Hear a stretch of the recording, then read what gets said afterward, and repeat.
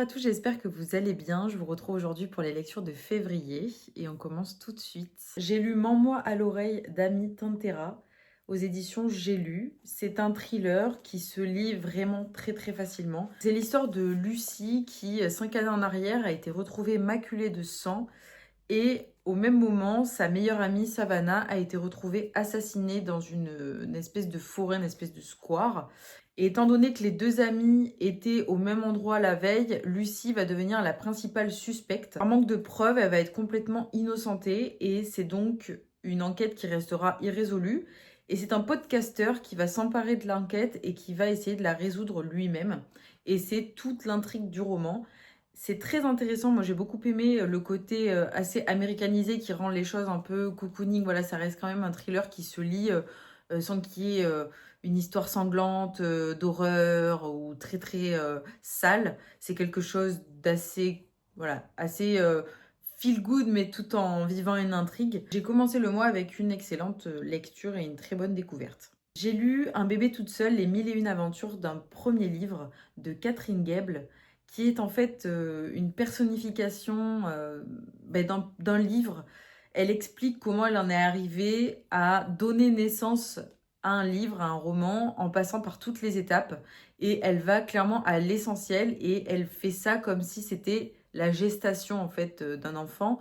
Et elle explique le désir, elle explique l'arrivée, enfin du moins l'annonce et la mise en œuvre la mise en route en fait de la gestation. Elle explique aussi comment elle a élaboré le livre jusqu'à sa sortie. Et j'ai trouvé ça très intéressant parce qu'on a vraiment quelque chose d'assez méthodique. Elle est totalement transparente et j'ai trouvé que c'était très bien écrit. Donc j'ai aussi passé un bon moment. Ensuite, j'ai lu le deuxième tome de Marie-G Materne de La Tour d'Ivoire que j'attendais avec impatience puisque j'attendais la suite des aventures d'Era et Léazard. Je veux pas spoiler l'aventure en fait à ceux qui n'ont pas lu le tome 1, mais pour vous la faire courte, on est dans une dystopie et on est dans une ère où des gens vivent dans une tour. C'est un peu l'élite qui vit dans cette tour, c'est pas un peu, même c'est l'élite.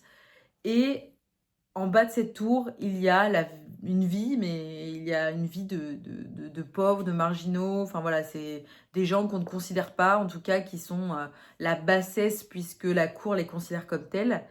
Et en fait, dans cette tour, on suit l'aventure dans le tome 1 donc, de Hera Eleazar, qui est la fille d'une lignée et qui est vouée à se marier avec l'homme puissant de la tour. Et elle veut fuir ce destin, elle veut vivre en femme libre. Et elle va essayer par tant de moyens d'échapper à tout ça. Et vraiment, ça a été un de mes coups de cœur du mois. J'ai beaucoup aimé ma lecture. Ensuite, mon autre coup de cœur du mois, ça a été Prisonnière de Béa Paris, qui est encore un thriller. En fait, c'est l'histoire d'Amélie qui est orpheline et qui va essayer de continuer sa vie à Londres une fois que son père décède. Elle se dit qu'il faut qu'elle parte puisque de toute façon elle n'a plus de famille.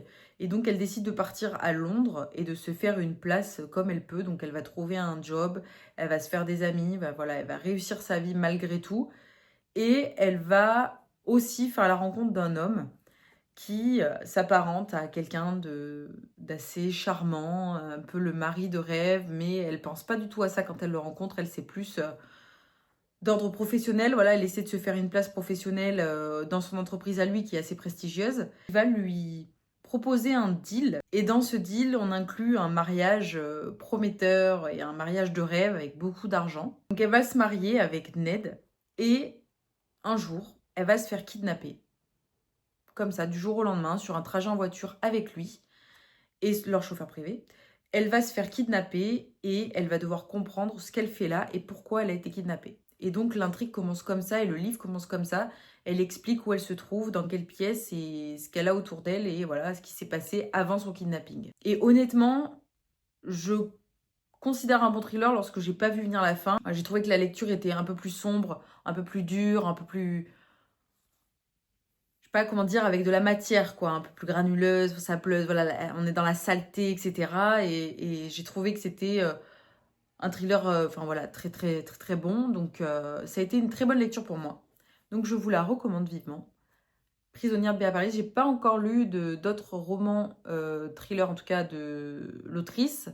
Et du coup, c'est une bonne entame et je suis très contente de l'avoir découverte avec ce livre. Ensuite, j'ai lu Colère de Georges Peterson, qui est un roman politique. Et alors là, je suis totalement passée à côté. En fait, on nous présente le quotidien de 5 personnages, dont une qui est journaliste politique. Et en fait, on vient faire une espèce de satire de l'extrême droite et démonter un petit peu l'extrême droite. Alors, en soi, le fond, je valide à 100%. Autant la forme, je l'ai trouvée pas suffisante. Enfin, du moins, je l'ai trouvée pas convaincante.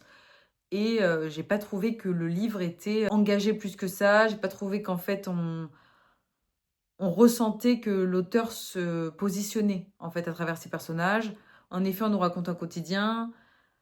On nous raconte aussi toute la passivité des citoyens en général et ce qui fait que la vie les rend comme ça. Alors oui, j'ai trouvé qu'il y avait des choses qui étaient à retenir, mais alors vraiment, il faut chercher, il faut fouiller. En plus, il y a des longueurs.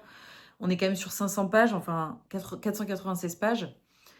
496 pages, enfin voilà, il faut quand même de la matière, il faut des choses, quoi. Et là, pour le coup, pas du tout. Donc, pour moi, c'était une grosse déception. J'ai failli arrêter de le lire à plusieurs reprises. J'ai sauté des passages parce que il y avait des digressions assez importantes. J'ai lu Éclaircie de Keris Davis, qui a été pour moi une révélation, puisqu'en fait, ce livre a été même éducatif, puisqu'il m'a appris des faits historiques concernant l'Écosse.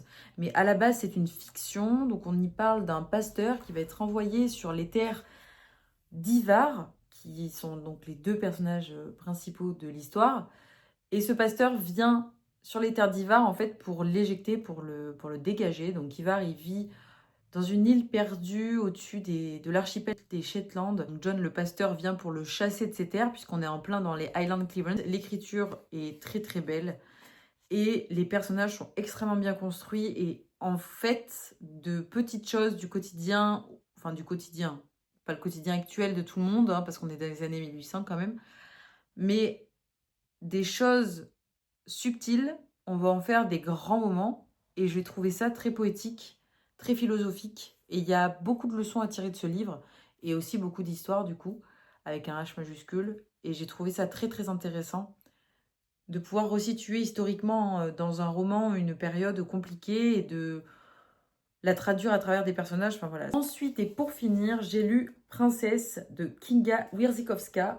Et alors là, ça a été aussi un grand moment, parce que c'est un livre qui est très particulier, mais qui m'a aussi beaucoup plu, et qui, pour le coup, est peut-être un peu plus difficile à tolérer, parce que il y a beaucoup d'excentricité pardon, dans le livre, ce qui fait que on peut se demander un peu ce qui nous arrive et être en mode what the fuck.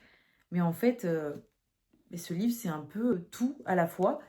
C'est un livre féministe, c'est un livre historique également, c'est un livre qui dénonce, c'est voilà, un livre très engagé et à la fois juste un roman aussi, on peut le dire comme ça, mais c'est pas pour moi juste un roman puisqu'il est vraiment très satirique et du coup très engagé. Donc en fait, on y suit l'histoire de Barbara, qui est une cadre supérieure dans l'agroalimentaire et qui va fêter son anniversaire. Et pour son anniversaire, elle va recevoir un lapin de la part de sa meilleure amie. Et la mère de Barbara est polonaise d'origine et a décidé de fuir la Pologne et de venir vivre en France et a donné naissance à sa fille ici. Enfin voilà, elle a complètement fui la Pologne et un côté un petit peu conservateur et misogyne, enfin voilà, assez particulier du côté de la Pologne qu'elle n'aimait pas en tout cas et qu'elle subissait. Barbara va déjà enchaîner les aventures, une vie aussi un peu trépidante d'adolescente, puis de jeune femme, etc. Et ensuite, elle va rencontrer un peu le coup de foudre, l'amour qui lui tombe dessus, un jour où un plombier va intervenir chez elle et où elle va tomber amoureuse, éperdument amoureuse de lui, quitte à le suivre en Pologne. Donc, au désespoir de sa mère, qui est pas sûre du coup, hein, mais elle va accepter que sa fille donc parte vivre en Pologne et découvre eh bien, ce qu'est la Pologne, mais la Pologne profonde, en fait. Je sais pas si ça s'étend à la Pologne entière. En tout cas, ce qui est dénoncé dans le livre, on parle de la Pologne rurales, on parle des Polonais, voilà, qui sont un petit peu dans des contrées reculées et qui sont très conservateurs. Et donc, c'est ce qui est reproché aux Polonais par Kinga Wierzykowska, qui sait de quoi elle parle, puisqu'elle est elle-même polonaise. Elle est née à Varsovie. Et qui nous explique, en fait, à travers ses personnages, puisqu'elle ne parle jamais en tant que... Enfin, la première personne. Et elle dénonce, en fait, une Pologne qu'elle aime autant qu'elle la déteste, parce que elle lui a fait subir autant qu'elle lui a donné. Elle lui a pris autant qu'elle lui a appris. On y retrouve donc une Pologne avec un conservatisme notamment religieux, où voilà, c'est le pasteur qu'il faut écouter, c'est à lui qu'on va se référer si on a un problème dans sa vie, et c'est lui qui va nous remettre sur le droit chemin, notamment en tant que femme, puisque on ne devient femme que lorsqu'on enfante, et si l'on n'enfante pas, c'est parce qu'on est égaré. Et Barbara, d'ailleurs, a fait le bon choix en venant à l'église, puisque il va la remettre dans le droit chemin. Et on va aussi avoir une espèce de métaphore avec le lapin, que je laisse découvrir, puisque c'est subtil. Vraiment très très intéressant, moi j'ai beaucoup aimé. Je pense qu'il y aura peut-être aussi beaucoup de gens qui passeront à côté et qui se diront qu'est-ce que c'est que ça.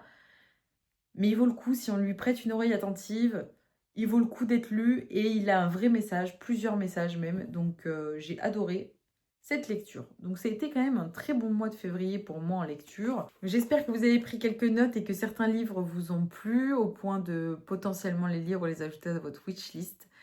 Si vous avez lu l'un d'eux, faites-moi en part. S'il y en a un qui vous tente, j'aimerais bien le savoir aussi. Je vous remercie toujours autant pour être de plus en plus nombreux, et je vous dis à très vite pour une autre vidéo.